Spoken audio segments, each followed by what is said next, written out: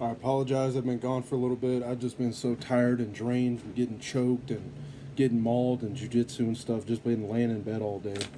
But this is kind of this is a smaller thing, but this is going to show just another weird teaching because the Quran, like I said before in the last video, it claims to be a confirmation of the Bible, and it's basically saying this is another revelation, that lines up with the Bible and all this stuff. And of course, you all know that that's not right.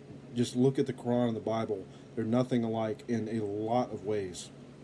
One of the ways, first, it's pedophilia and stuff that's being accepted by the Quran, but another way is that the Bible is hardcore against divorce. The only thing that I can find in the Bible that would justify leaving your spouse would be, if a man finds a wife or a woman and marries her and goes in unto her and finds out that she's not a virgin, then there's a bill of divorcement, and that's the only circumstance I could find in the Bible where you're allowed to divorce your spouse. But in the Quran, well, first of all, because I said God doesn't want you to divorce. But if you do divorce, He wants you to remarry your ex-spouse. He doesn't want you to get with somebody else.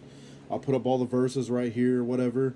You can see that that is considered adultery, is what the Bible says. If you leave your spouse and get with somebody else, or even if you get with a woman that was divorced by her husband, all the other different ways, that's all adultery, because marriage is until death. You're married and you die married.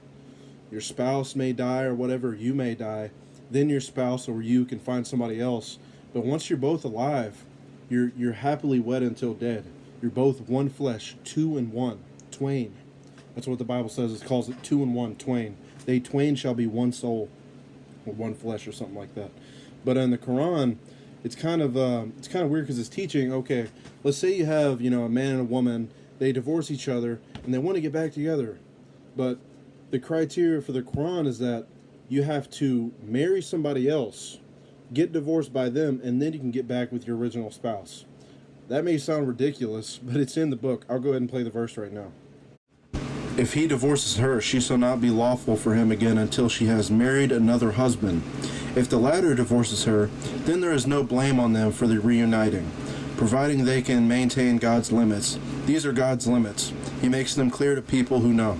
That's really weird. Why would you have to marry somebody else and divorce them? It's like, yeah, I want to get back with you. I miss you so much. I couldn't find a better person like I thought I could, or whatever. Whatever the situation is, you want to get back with your ex-spouse. So you're like, okay, let me go get married real quick and divorce that person, and then I'll come back and be married to you. It's just ridiculous. It's just weird. It's just now because, man, there's something wrong in this dude's head. But guess that's the end of the video. Thank you for watching. God bless.